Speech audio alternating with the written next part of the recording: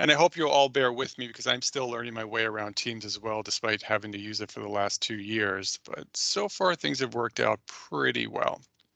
So I'm going to get into the slides, at which point I'll be able to introduce myself, talk more about the office, and talk about how today's presentation is going to go. Thank you all again for being here.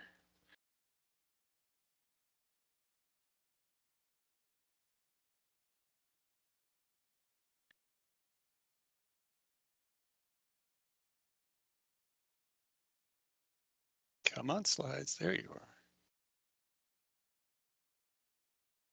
Great. Let's see if we can make this all work the way it should. Why aren't you bigger? Grid view, no. Sorry, everyone, bear with me, please.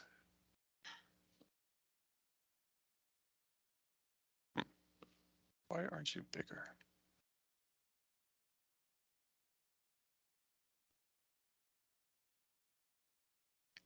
Okay, can everybody see the slides? And I can't see you, so if I could just get a yes from somebody or no. Yes. Yes. Okay, good. I'm just going to quickly advance them for a moment because oddly enough, sometimes they advance for me and not for the audience. So I just want to double check. Does everyone see it moving?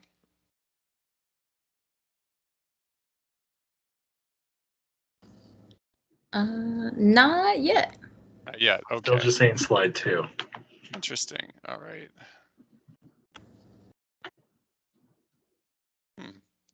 Every time it's a different experience for me, for sure, in terms of how it presents itself. Sorry about that. Let's see. Okay, I'm going to try to make do with the way it's presenting to me, as long as it's working for everybody else. Let's see. Is it advancing now for you guys? Yes. Okay, thank you. For some reason, my view is suddenly very tiny, which is not typical, but I will endeavor to get by. Okay, well, welcome to this presentation. Thank you for taking time out of your busy day to allow me to talk to you about a very important but often ambiguous and confusing section of the law that we're all required to comply with as public employees in Oregon, which is the Oregon Public Records Law. So who's talking to you today? Well, my name is Todd Albert. I am the public records advocate for Oregon, which means for those of you that don't know about me or my office, I am an attorney and state employee. And the office has 3 main duties, which is 1, offering facilitated dispute resolution for public bodies and public records requesters. So if you are trying to process a particularly difficult or confusing public records request, or you are the requester who is having difficulty interacting with the public body about that request, my office, is available to assist both or all parties in that dispute to understanding what the law is and coming up with hopefully some sort of compromise that will allow records to be produced. I offer this service free of charge for anyone who needs this help. And the office has been doing this now for almost 4 years, actually, which is hard to believe. We opened our doors in April of 2018, and I joined shortly thereafter as the deputy and then eventually the current public records advocate.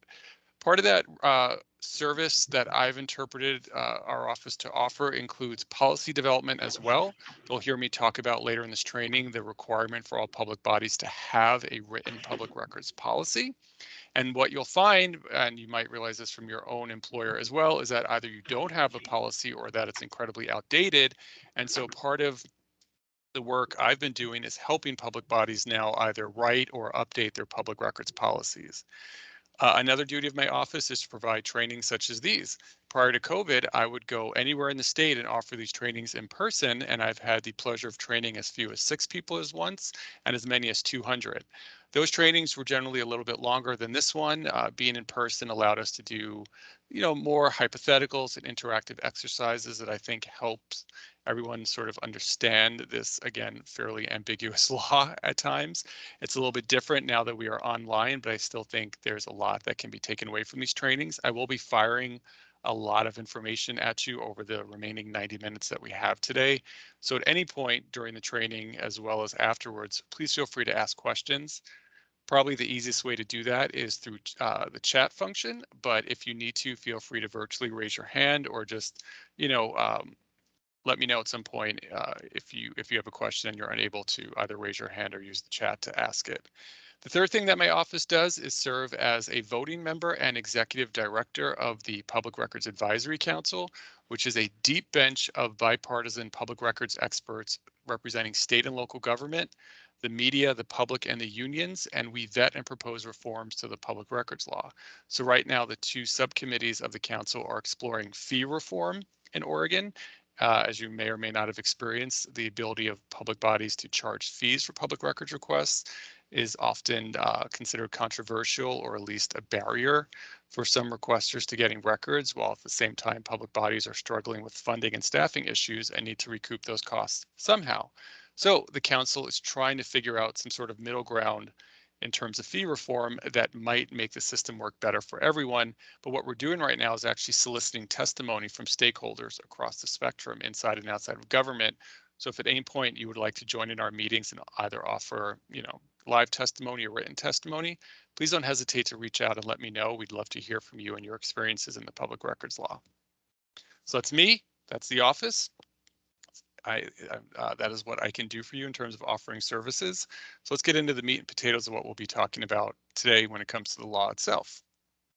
Well, if time permits, we're going to get into the basics of the Oregon Public Records Law and just hit on a few really key points underpinning the law that I think are important to keep in mind when doing your work. Then we're going to deal with a requester's obligation to make an effective request, because of course a public records request doesn't begin with the public body, it begins with someone from the outside, a member of the public or the media, asking for records. And they do have certain things they have to do in order to make the public records request work.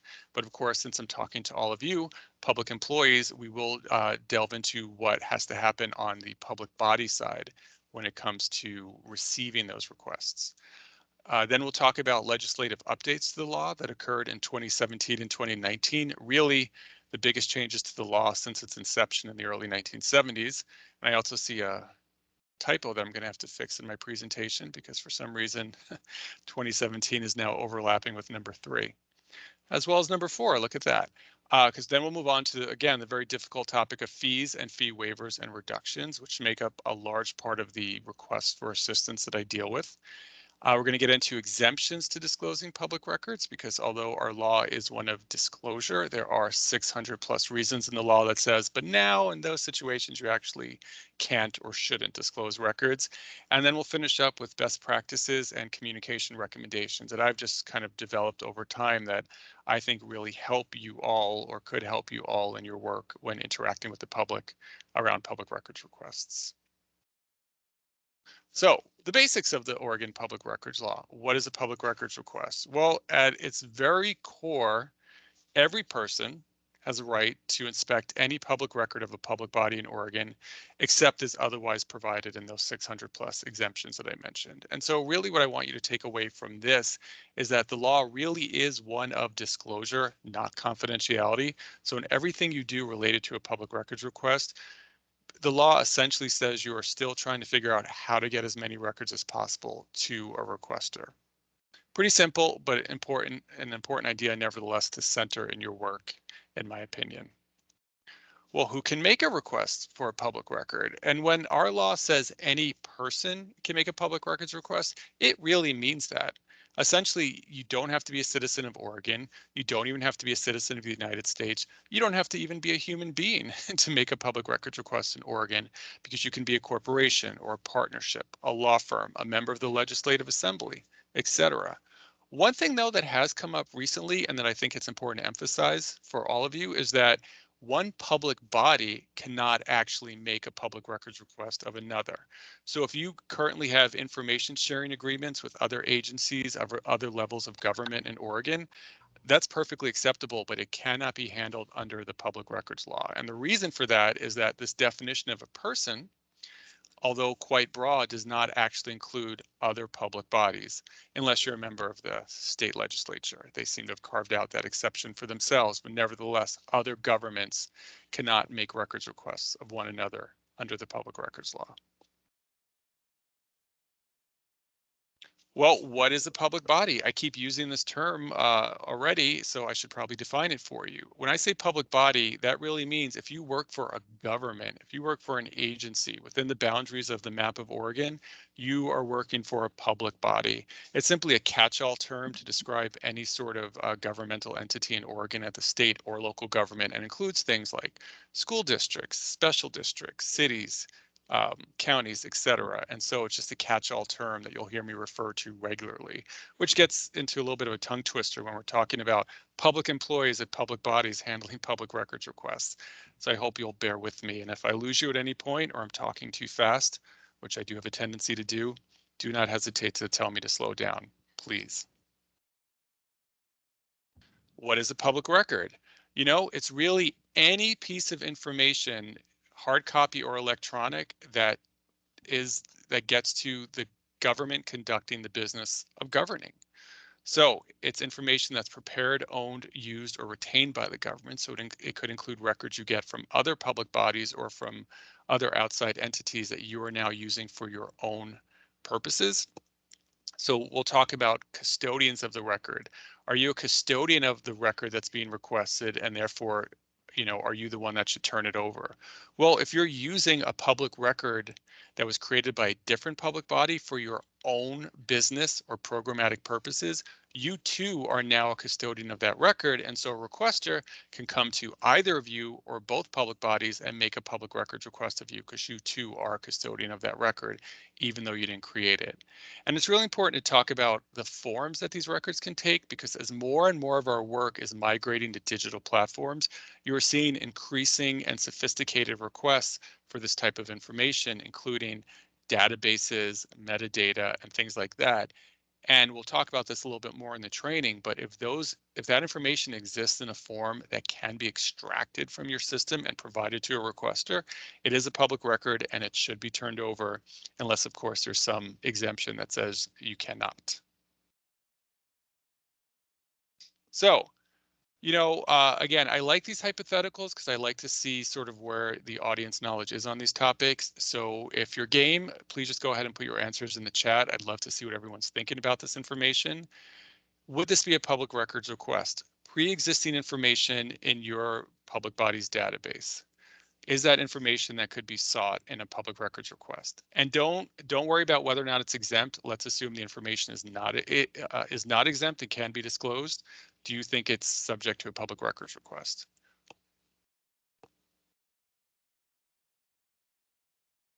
Yes, people are saying yes, exactly.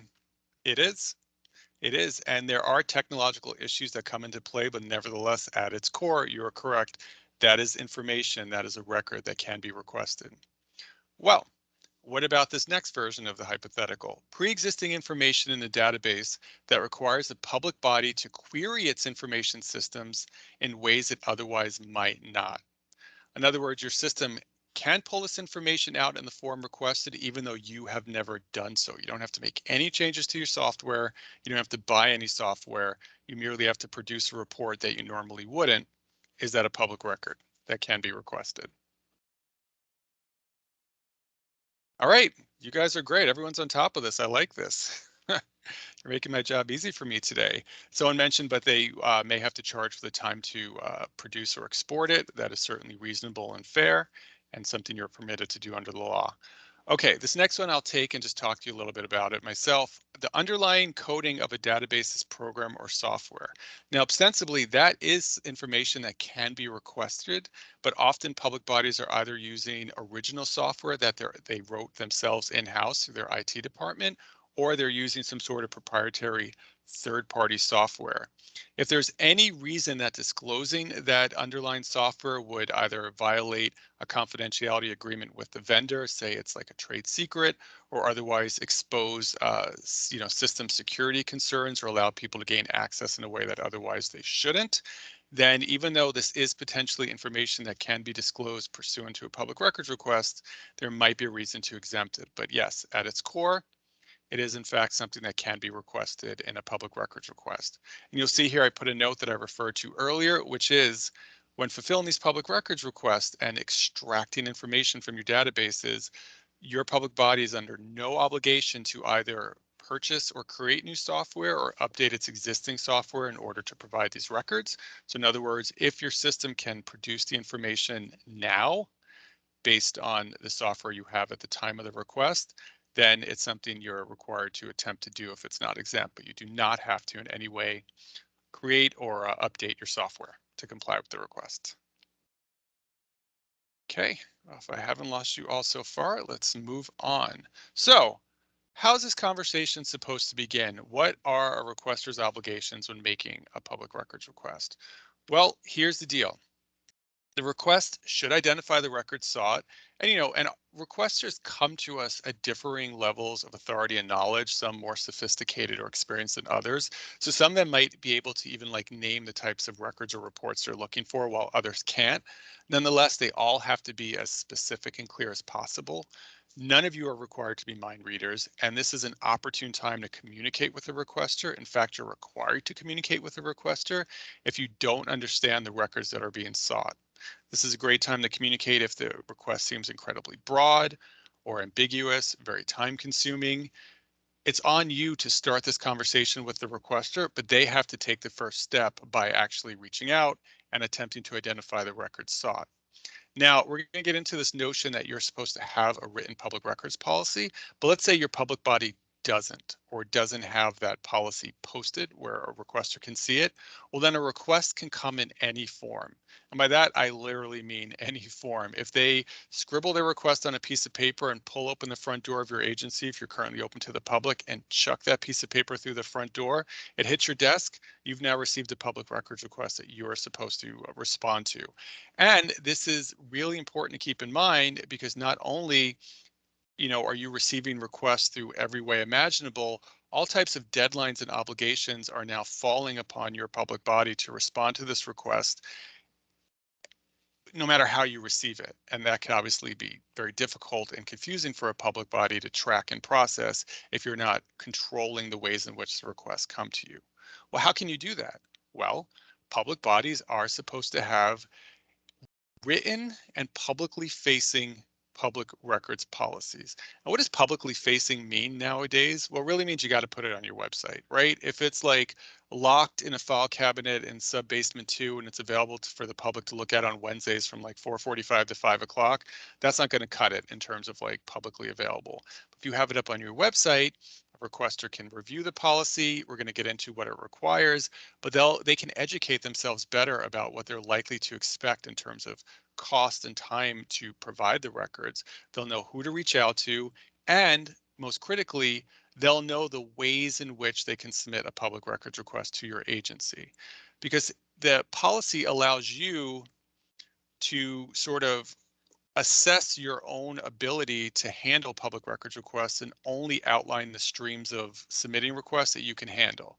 Now, again, because requesters come from all different types of backgrounds, the more ways you can offer them to submit requests, the more you're engaged in what you might want to call like constituent services. You're giving people multiple opportunities to reach you and make these requests. But you should only do as many streams of submission as you're able to handle. So a lot of public bodies have like an online form, email, and maybe like, a snail mail address. And if you're capable of handling those 3 streams, then you should be offering those 3 streams to give people an opportunity to get their records request to you in as many ways as possible. But so what needs to go into your policy?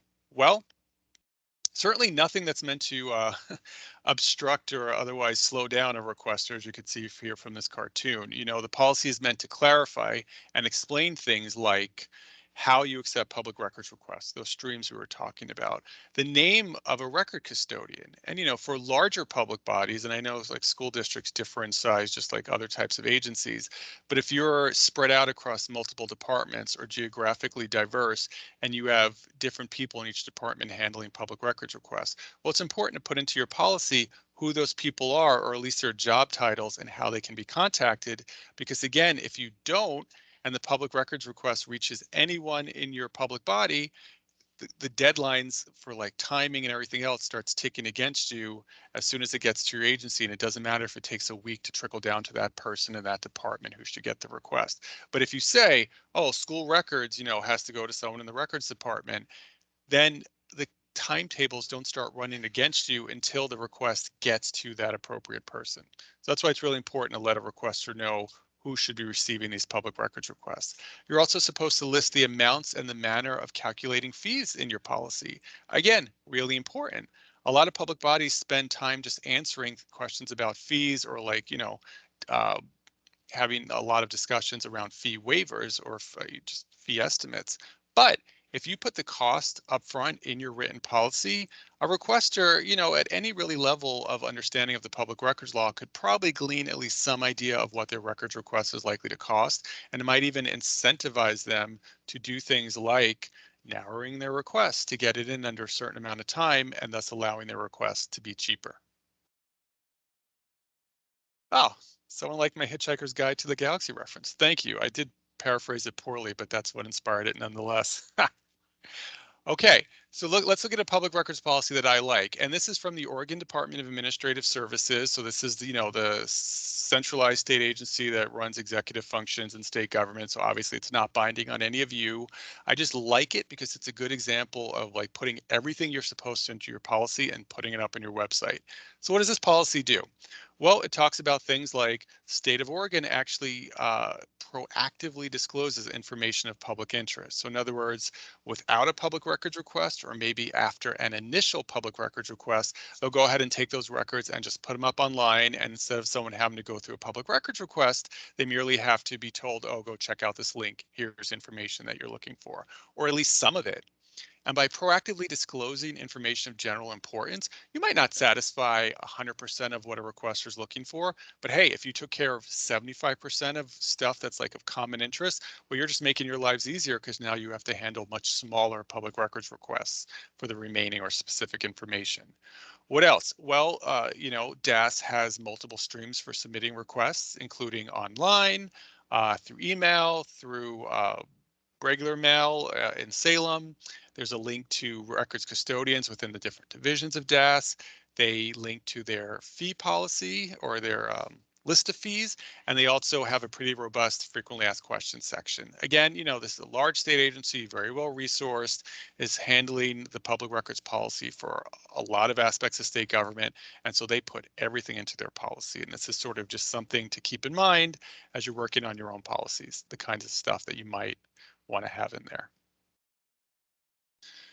Okay, well, what's been going on in this public records law that I'm talking about? Well, as you may or may not know, the public records law came about in Oregon in 1973, I believe it was, in response to the Watergate scandal. Because, of course, at the center of the Watergate scandal was that administration's hiding or refusal to release some really important records about what it had been up to. And Oregon led the way in the United States by creating this public records law that really was centered on disclosure and not confidentiality, really trying to sort of change the temperature around these discussions on records after what happened in Washington. But after that, the law really didn't change much for the intervening decades, except year after year, more and more exemptions to disclosure were added. And that's how we got to over like 600 plus now. And so after many years of discussion in 2017, there were large reforms finally made to the law in response to a different political scandal, as I understand it, and that was the implosion of the Kitzhaber gubernatorial administration. Because that one of the issues there as well was the failure to disclose really important records about what had been going on. And so new Governor Kate Brown and the legislature decided to update the law and try to make some changes to reflect current times. And so what happened? Well, my office was created. The Public Records Advisory Council that I mentioned was created as well. The Sunshine Committee was brought into being under the Attorney General, which requires it to spend the next 9 or so years reviewing all those exemptions to disclosure and making recommendations to the legislature about what to do with them. Additional grounds for appealing public records decisions or denials was added to the law. Immunity from liability was added for public bodies as well, and we'll talk about that a little bit further on. Some other things were added that we'll get to later, as well as this thing that I want to talk about here, which is the so-called 15-day rule. What is that? Why is it in the law? What does it really mean for you and your practice? Well, Prior to 2017, the standard under which all public bodies had to provide records upon request was as soon as practicable and without unreasonable delay.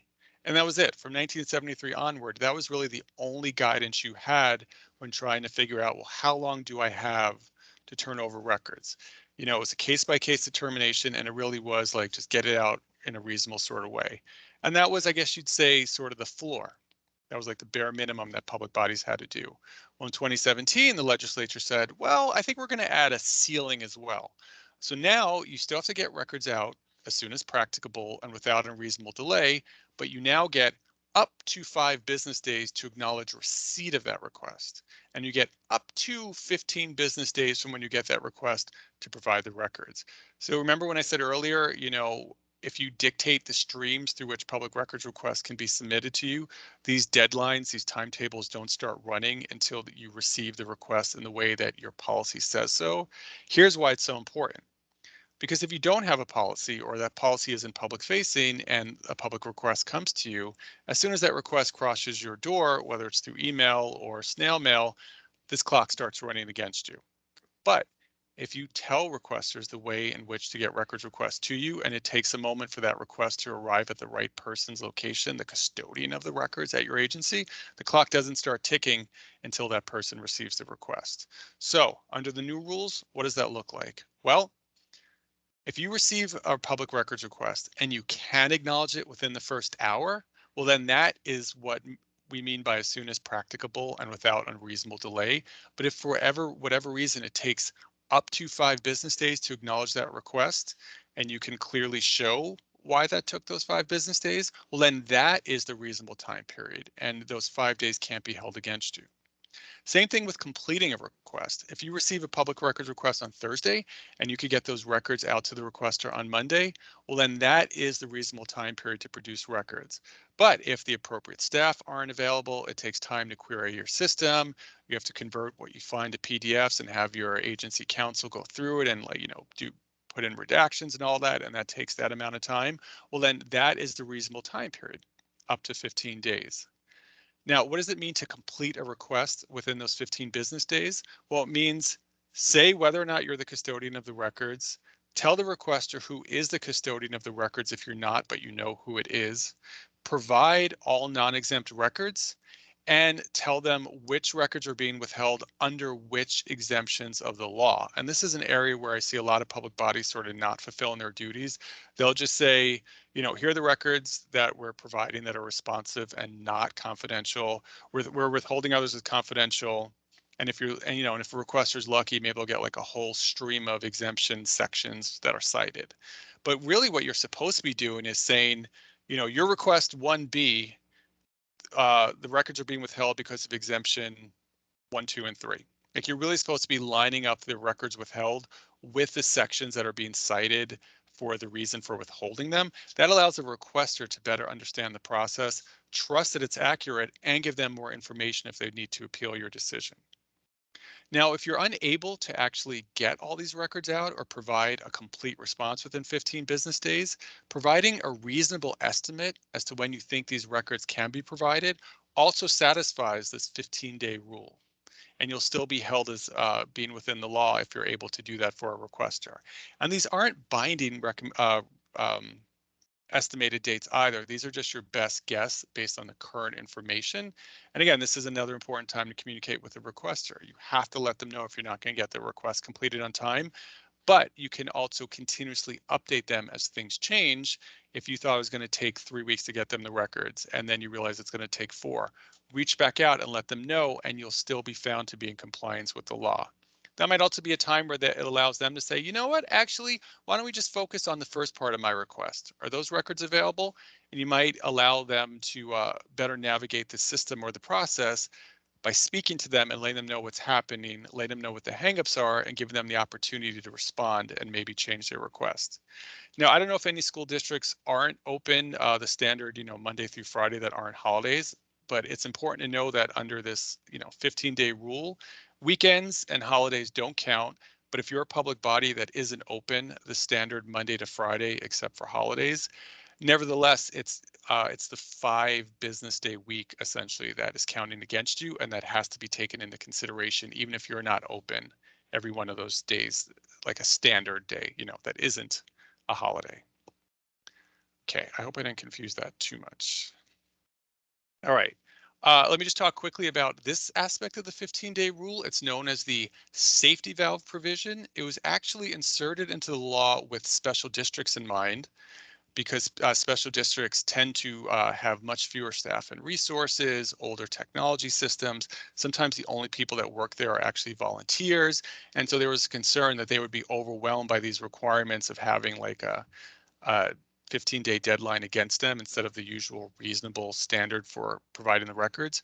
So what the safety valve provision says is that if the staff or volunteers necessary to complete a request are not available, if complying with the 15-day deadline impedes the public body's ability to perform other duties, or they're so overwhelmed by the number of public records requests that they're receiving, then they are actually freed from having to comply with the 15-day deadline, but still need to provide the records as soon as practicable and without a reasonable delay. But they're not held to within this 15-day window or even required to give an estimate necessarily.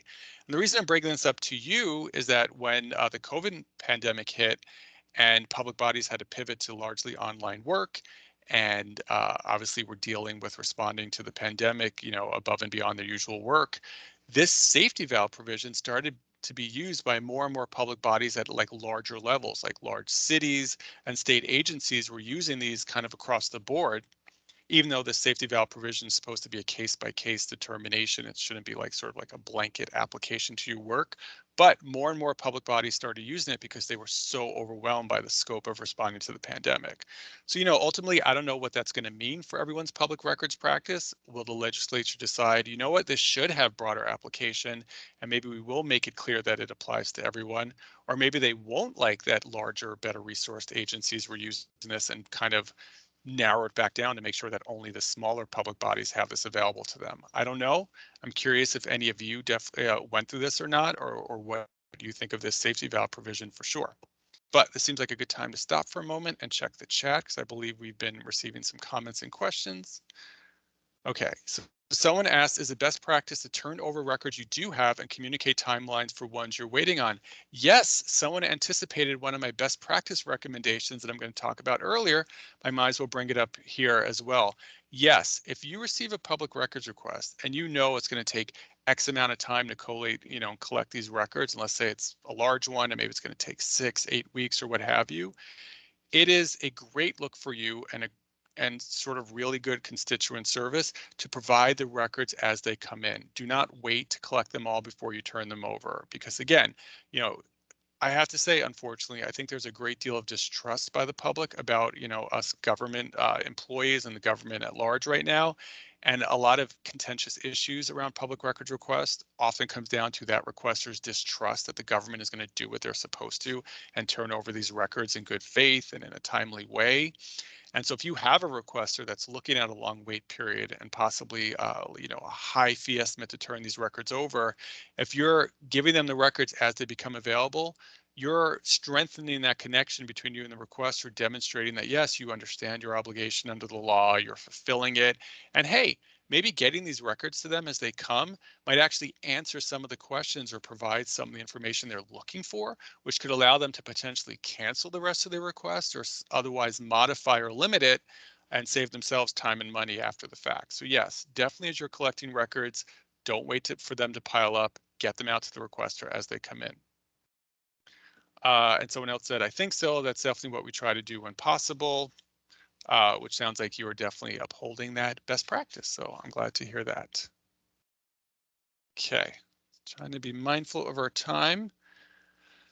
But getting back to this interaction that you have with requesters and sort of what are their obligations to make these public records requests, there are times when there's a 60-day clock on this conversation that if you don't hear back from a requester within 60 days, you're permitted to actually close the public records request and not have to think about it any further.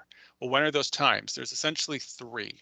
If you're waiting for additional information or clarification from a requester, if you've received a request that you just truly don't understand, or it seems, not very workable, or you're trying to get your mind around it and you ask for additional detail, if you don't hear back from the requester within 60 days, you are not required to proceed with that request.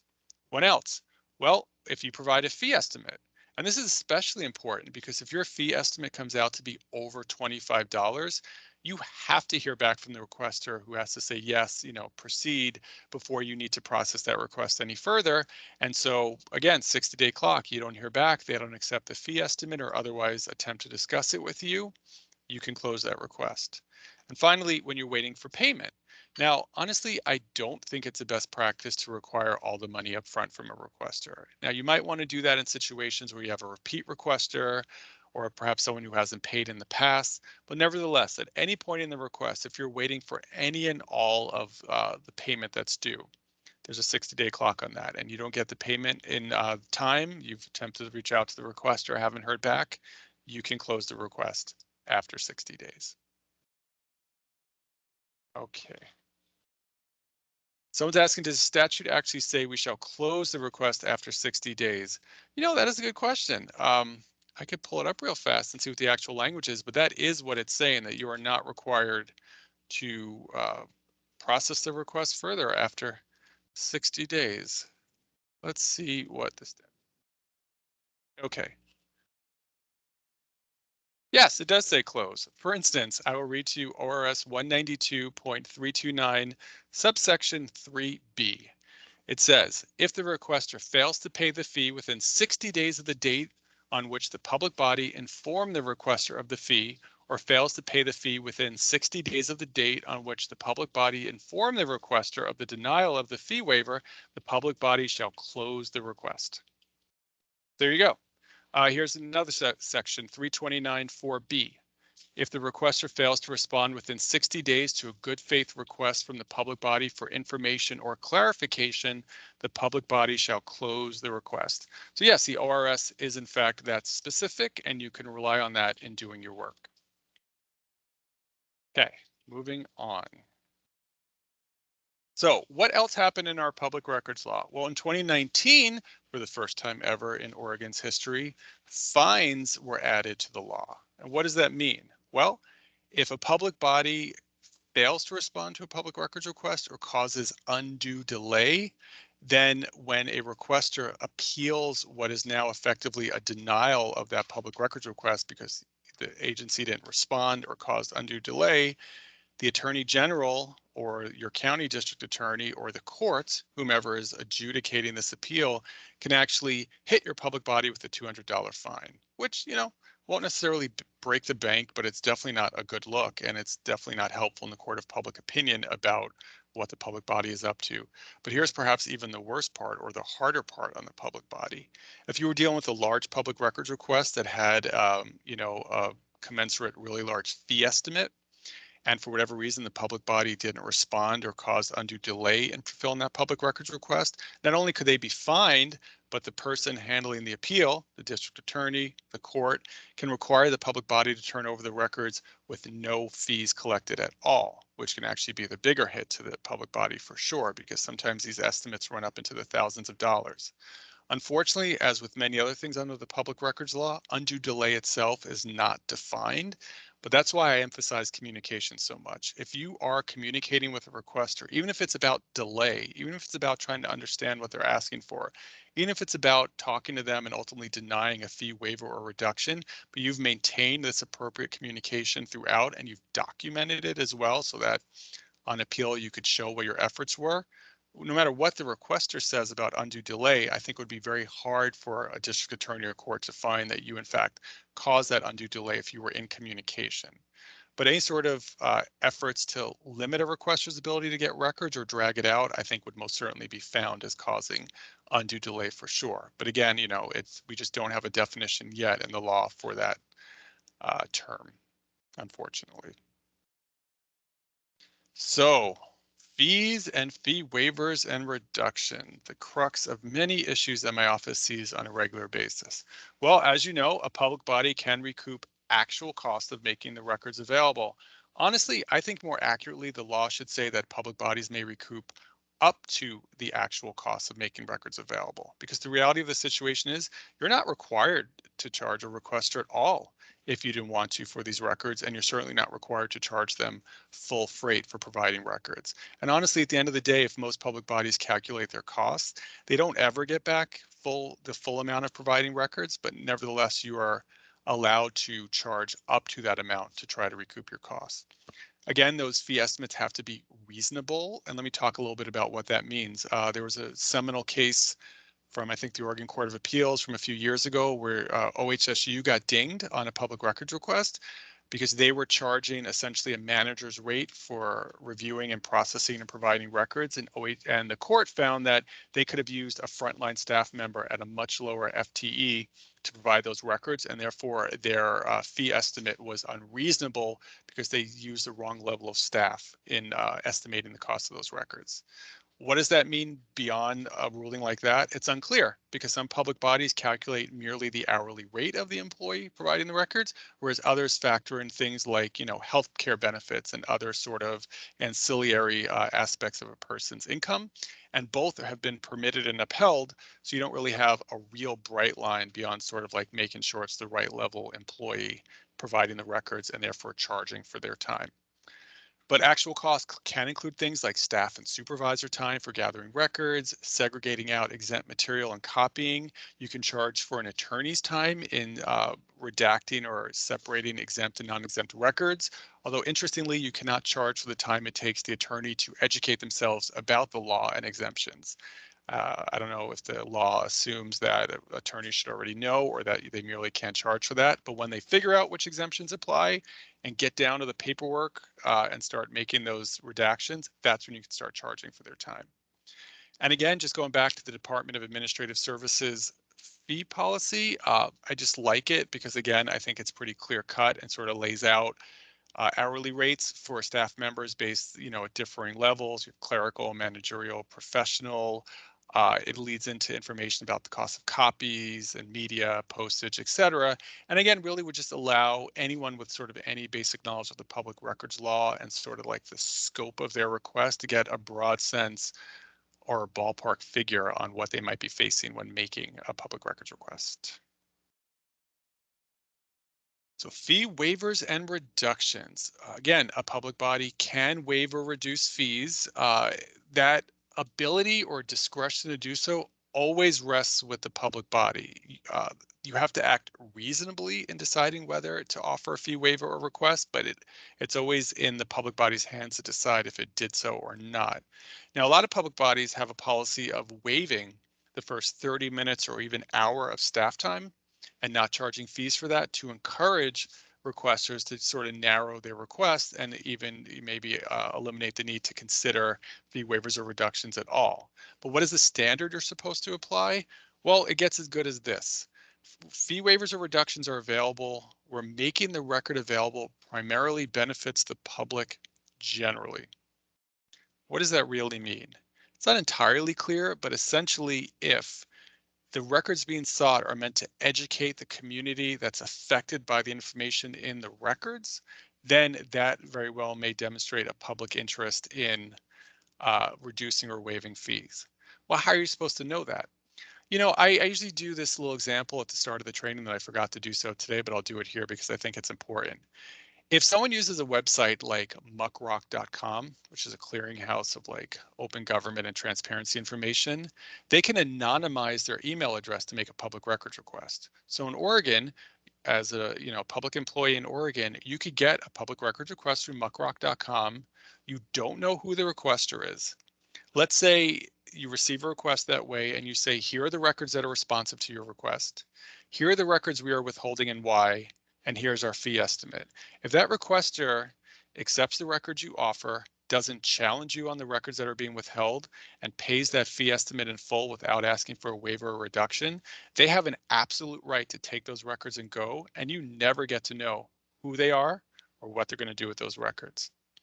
But when it comes to a fee waiver or reduction, Again, you're not psychic. You're not supposed to be able to figure out what they're asking for and why. You have to be able to understand the situation so that you can make a reasonable determination if you're going to give a fee waiver or reduction.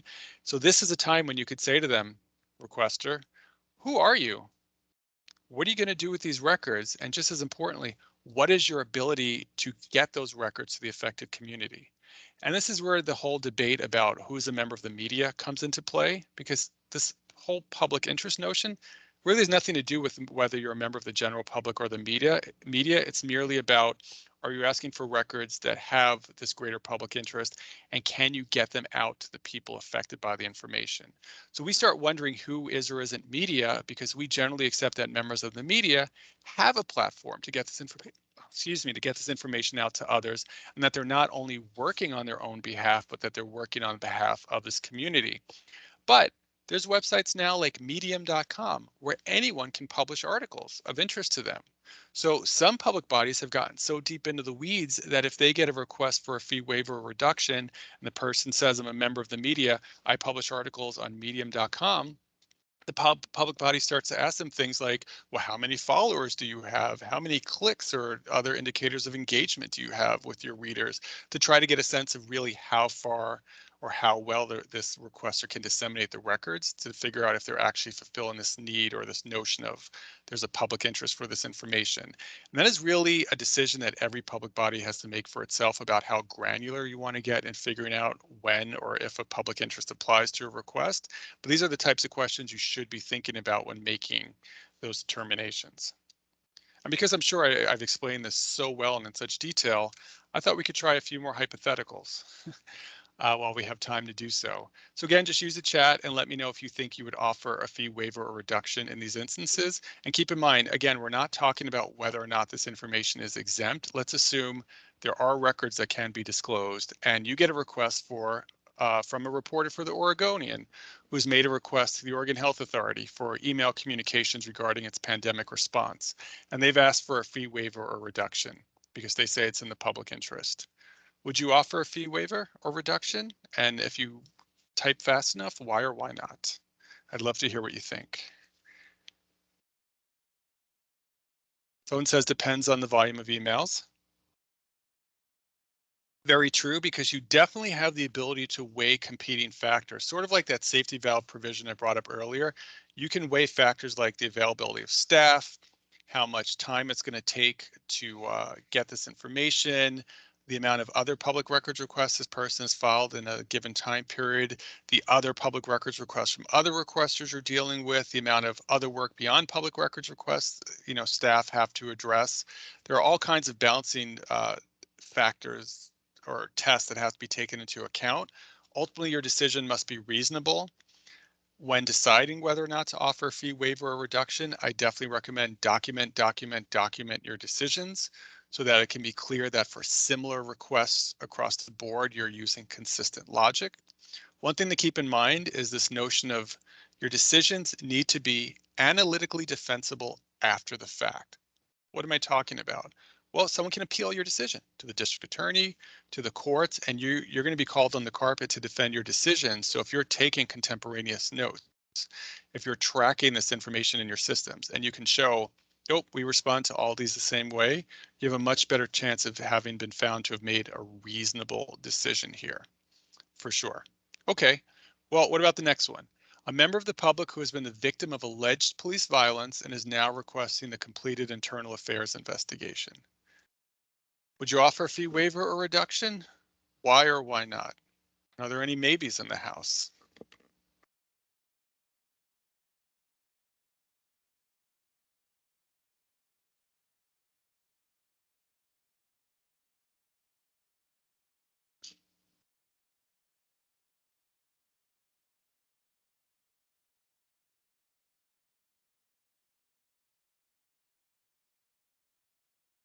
Someone says probably. I definitely think this is a maybe type of situation. For instance, if I said this member of the public is going to use this information in their own lawsuit against the police, In that instance, I would argue, although you might be sympathetic with this individual and you could choose not to charge fees, if we're merely talking about whether or not there should be a fee waiver or reduction in the public interest, I would argue you could easily say there is no public interest there because this person is pursuing a personal or financial interest. What if I said this person wants to use those records to work with a local non-governmental organization that wants to start conducting know your rights trainings when interacting with the police in the community where this incident occurred? Well, then you might say, yeah, there is a clear public interest because, this is directly related to the business of policing and police interactions with the community. And this person is connected to a platform that will allow them to adequately or fully disseminate that information into the affected community. Well, what about the next one? An attorney at a small plaintiff side law firm who is seeking a fatality investigation file from OSHA for use in a wrongful death case. I feel like I already gave you guys the answer, but what do you think? Anyone think it's anything other than no? Anyone think it's yes or maybe?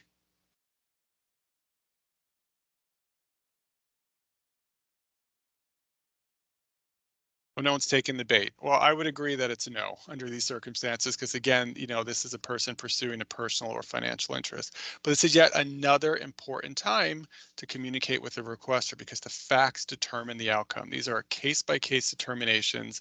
And it really can be a situation where for the very same record, one requester cannot demonstrate a public interest and therefore is not entitled to a fee waiver or reduction, but the next requester can. And so the very same record, you could end up charging fees to one requester and not another. Of course, once you waive or reduce fees around this interest, you may ultimately decide, well, we've already collected the information. Any further inquiries, we're not going to charge, or we're going to practice proactive disclosure and put this information up on our website for all to see. But again, communication, communication, communication is key to figuring out this information for sure, or making these decisions. Okay, so now let's get into exemptions to disclosing public records. And we are really not going to go through all 600 plus exemptions. We're just going to hit on their broad categories and some basic notions for you to keep in mind when dealing with them. So the majority of these exemptions that you have to deal with live in the Public Records Chapter, ORS Chapter 192, specifically under sections 345 and 355.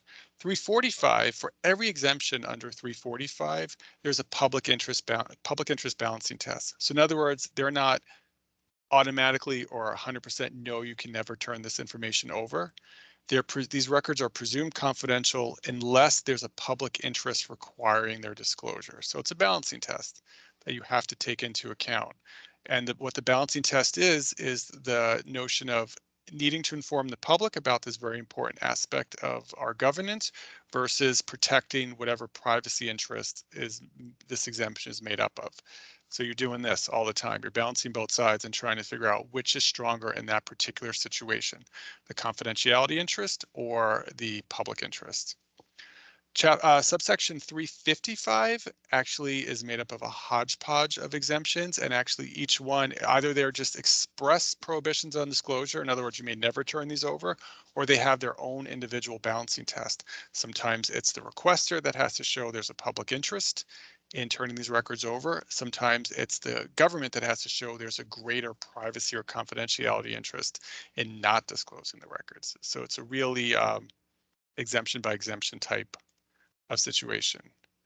And obviously, as you probably already know, you have to segregate or separate out exempt from non-exempt information. So if you have any records, some of which are covered by some of these exemptions, even if it's in the same page or subset of data, to the extent you're able to do so, you have to redact or pull out the exempt information and turn over everything else that's not exempt. And of course, what's the classic example of that?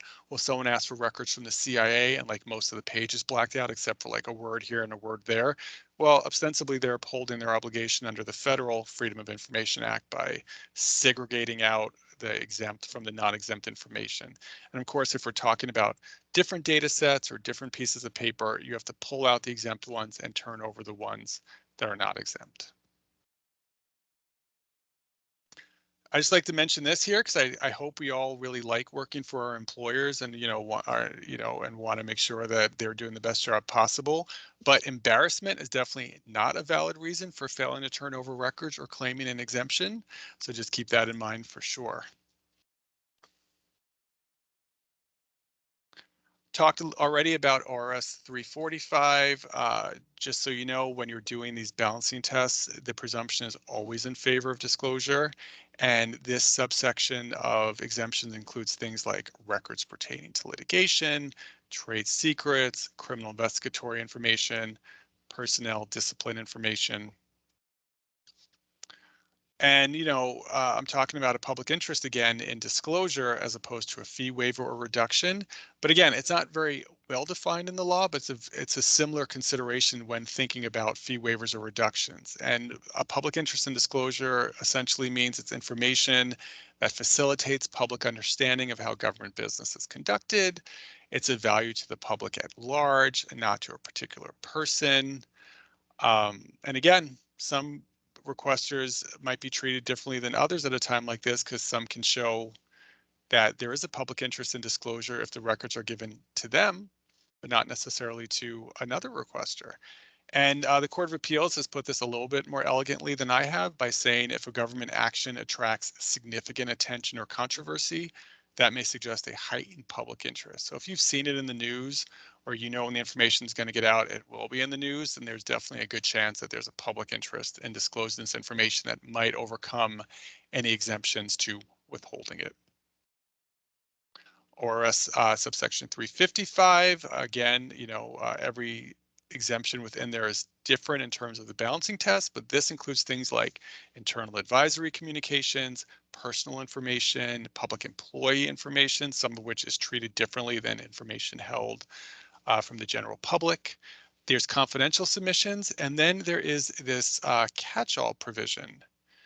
And it says that public records or information, the disclosure of which is prohibited or restricted or otherwise made confidential or privileged under Oregon law are exempt from disclosure. What is that talking about? Well, what it says is essentially if there are other sections of Oregon law or if there's federal law that says information is confidential and cannot be disclosed, then it's swept into the public records law and becomes a valid exemption to disclosure. So for instance, I don't know, how much you all work with FERPA, right? Which is a law about education related to privacy and confidentiality, but that would be a federal law saying certain information cannot be disclosed. Well, that is recognized under the Oregon Public Records Law as a valid reason to say no to a public records request for information that FERPA says cannot be turned over. So that's something to keep in mind that you probably already know about when doing your work, but certainly elsewhere in the ORS, any confidentiality provisions that apply would be swept into the public records law. And one thing to note about those is they're often not conditional. In other words, they are blanket exemptions on disclosure. There's no balancing tests. There's no public interest concerns at all. If these other sections of the law say, nope, cannot be disclosed ever, well, then that is a valid reason under the public records law not to disclose, but you would have to cite to them when denying a public records request. Like it's not enough to just say ORS 192.355 9A. You would say that and the section of the law that 9A is pulling in to the public records law. Let's see, we got a comment from the audience. We spend a lot of time suppressing low student counts in spreadsheets to comply with FERPA while still producing the record. Yeah, and that is definitely a valid consideration if that is what you're required to do. And a lot of this information, although it cannot be provided specifically, can be provided in the aggregate. I'm not sure if that's what you're alluding to here, but I see that happening a lot when you can't provide details, but you can provide like sort of this overall 30,000-foot view on the information. You're well within your rights to do that as long as any section of federal or state law says, nope, you may not. Okay, so, well, guys, I think we're doing well on time. We're kind of getting near to the end here, and I'm looking forward to any questions you might have then. But let's talk about some resources for you. For instance, all these exemptions I'm talking about, where can you find them yourselves and go through them? Well, one of the things that occurred in 2017 amongst all those other changes I mentioned is that the Oregon Attorney General is now required to maintain a website of all exemptions under the law, including those other ones that are pulled into the public records law through that ORS 192.355 subsection. And what I think is great about this website is it is searchable. by terms or by ORS section. So if you just, plug in the exemption you're working with, it will not only pull up like, that exemption statutory language and number and what have you, it'll pull up any attorney general's orders and court cases about that exemption. And that's super important if you're trying to figure out the history of what's been done previously and how you should proceed with this request that now deals with this exemption. And again, an attorney general's public records order is not binding on you, but it could certainly provide some idea of like, what is the state thinking about usage of this exemption? And because you often won't have your own county DA's decisions on public records appeals, you'll at least have some guidance from these AG orders. And certainly if there's a court case from the Court of Appeals or the Supreme Court, that's binding on all counties in Oregon. And if it's a lower court case from, a county court, and if you're in that same county, it's binding on you as well. And if you're not, then it just provides useful language, much like those attorney general orders about what someone has thought about this exemption during litigation at some point in the past. So I highly recommend you use this website if you don't already. Another great resource for your work is the Attorney General's Public Records and Meetings Manual. This is the go-to source on the current understanding of the law in Oregon. It's something I use probably every day. It was updated for the first time in years in 2019, so it does include things like those deadlines I mentioned, information about my office. In 2017, the entire Chapter 192 is renumbered, so this will have the newest numbers for those subsections as well, and it's just a great resource. It's a searchable PDF that's available to you online. So I mentioned earlier something else that happened in 2017 was this immunity that came up for public bodies. Well, what was I talking about? This ORS 192-335 was added to the law, and it says that a public body acting in good faith that discloses a record in response to a request is not liable for any loss or damages based on that disclosure unless you're violating a state or federal law or a court order that said you absolutely could not release it. And what does this mean? What is the importance of this? Well, again, remember that central notion that we started with, that the law is one of disclosure, not confidentiality, and that you should always err on the side of trying to turn records over. Well, the legislature, I think, in attempting to update the law, really wanted to drive that point home to public employees and is now offering this protection for public bodies to strive as hard as they could to turn over records with the understanding that they can't be held liable, even if that disclosure ultimately, unfortunately, hurts somebody or causes problems, as long as you're not violating an absolute no on disclosure. So just something to keep in mind when doing your work. Know that the law has actually been written to protect you and incentivize you to lean on releasing the records to the extent possible.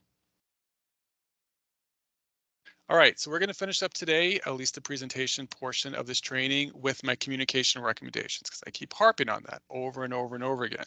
Communicate, communicate, communicate. But it's often easier said than done. I'm just going to refer to my notes here to make sure I'm not missing anything in talking to you about this section. Well, I think focusing on communication, keeping in mind what I just mentioned about this immunity from liability for public employees doing their work in good faith, is really about, again, encouraging openness, communication, and disclosure. Because the law is a balancing act between turning over as many records as you can and recognizing that public bodies can't always do so because of these confidentiality provisions, because of funding and staffing limitations and what have you. And so there's going to be this ongoing tension in your work and with requesters over things like unclear requests, fees, timelines, search terms, exemptions, the notion of public interest, and even telling them about their appellate rights. And so really, how do you get this information out to them effectively? How do you keep the lines of communication open when doing your work? And I'm sure a lot of you are on the front lines of your public bodies and kind of deal with these issues regularly and are probably better experts at this than I am. But these are some recommendations that I've come up with in the course of my work over the last several years that I think are particularly helpful and effective. And I like to point out whether you know them or not. So please bear with me. Communicate early and often. You don't lose anything by sending out an email or picking up the phone to make sure you understand what a requester is looking for. And you know what? If they're talking to you about specific aspects of your work but don't really sort of know what to ask for, it is okay to say, oh, I think you're talking about this report that's called yada yada. Let me explain to you what it is. Is that what you're looking for? Because guess what? They might say yes and then limit their request to that one report instead of saying, giving me any and all about whatever, because they don't understand what your records look like or they don't trust you're going to tell them what they need or get the records to them effectively. It is okay to talk to a requester and provide them with information they didn't have to help them figure out their request and look for creative solutions. Like I said, someone stole my thunder earlier with their really good question. One creative solution I really like is getting records out as they become available. Don't wait for them to pile up and then turn them over. Provide them as you get them to help answer requesters' questions, build trust in the process, and maybe educate themselves a little more about the information they're seeking, which could again limit or otherwise cancel out the need for any further requests, and use de-escalation strategies. One thing I figured out, I've been an attorney for a long time. I used to be on the other side of things by working as a public defender, sort of, addressing government action. I've been in-house counsel to various governments in Oregon now for almost a decade, so I've seen things on the other side. But what I've realized is that whenever anyone sort of like comes before their government, petitions their government for anything, including asking for records, whether they're a member of the public or the media, what they're asking for matters to them. There could be a lot of emotion involved. There could be a lot of angst and tension, even if it's just a reporter that's like up against a deadline. People are not always going to come to us necessarily in their present themselves in the best way or really even know honestly always how to interact with us when asking for this information. And so I recommend being empathetic and non-judgmental. This is work for us. This is real and important to them. Not that our work isn't real and important, but there's not always the same amount of emotion involved for sure as a requester coming to you looking for stuff. Try to avoid overreacting. Remaining calm and rational and professional lowers the temperature in the conversation and gives the person space to talk about what they're looking for. Pay attention to their underlying feelings and acknowledge them. I understand this may be frustrating. Hopefully they'll understand it may be frustrating for you. You're handling all these requests. You're by yourself. I've been a one-person state agency for years now. I'm finally in the process of hiring a deputy and I can't wait, but trust me, it gets overwhelming at times, even just trying to mediate other people's public records requests. Don't rise to challenges or incitements. Try to keep the person focused on the work or the problem you're trying to solve rather than having them hone in on like what they think of you or your agency. And always, always, always request clarification. You could really relieve a lot of stress on both sides by just saying, it sounds like what you want is that right? Am I understanding you? I want to make sure I'm going to get your request correctly.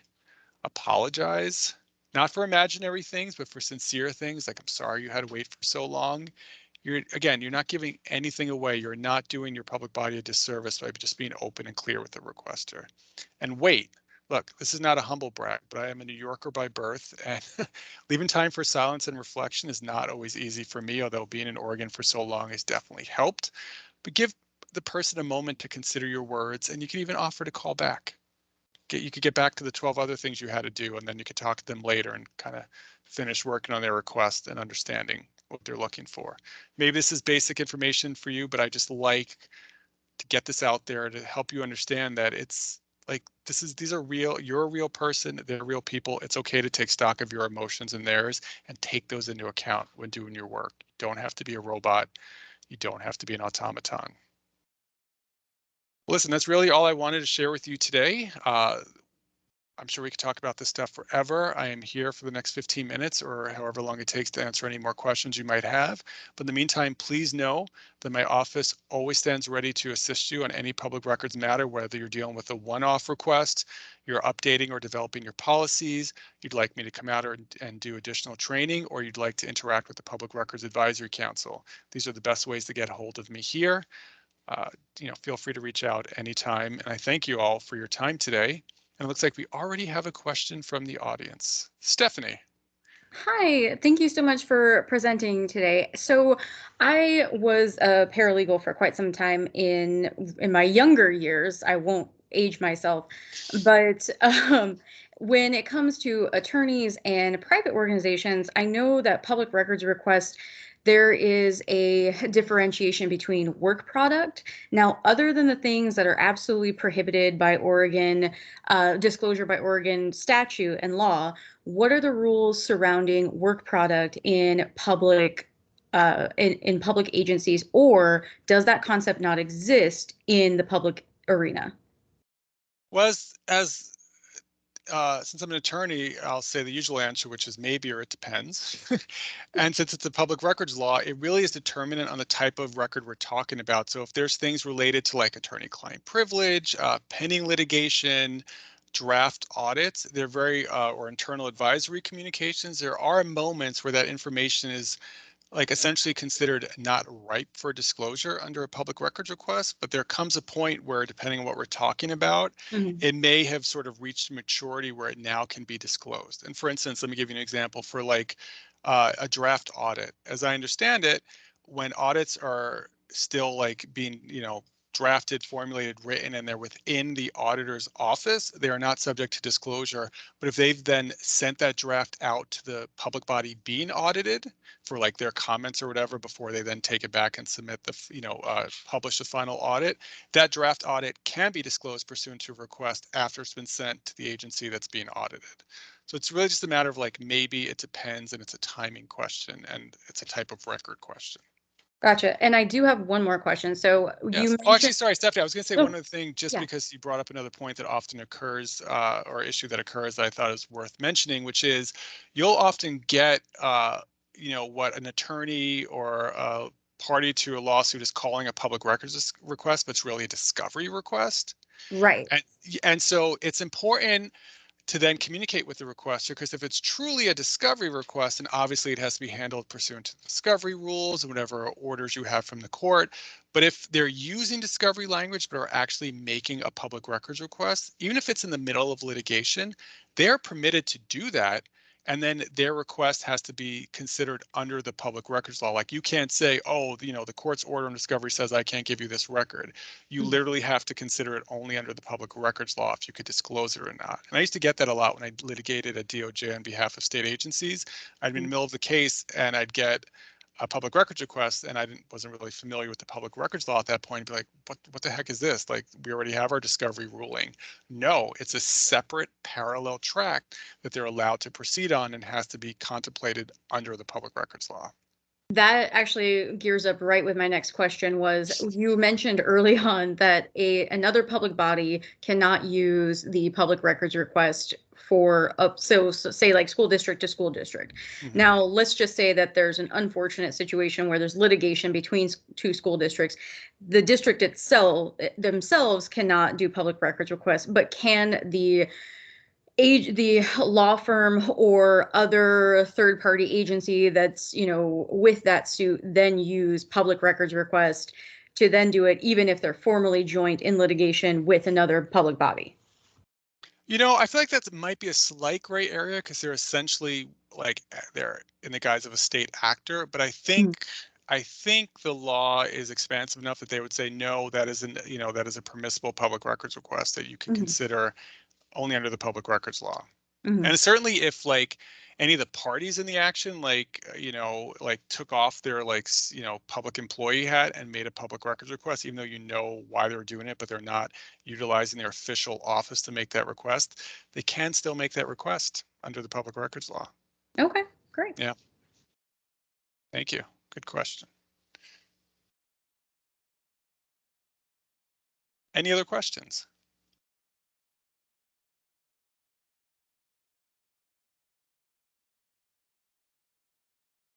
Well, this means you're all clearly already well informed, which I think is great.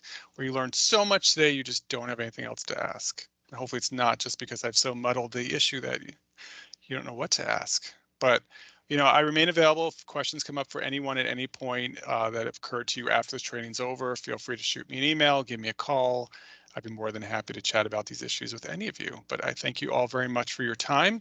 I will be providing a copy of the recording.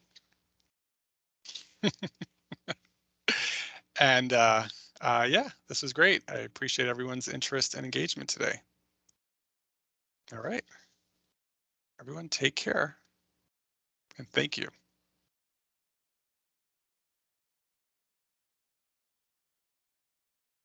Stop recording.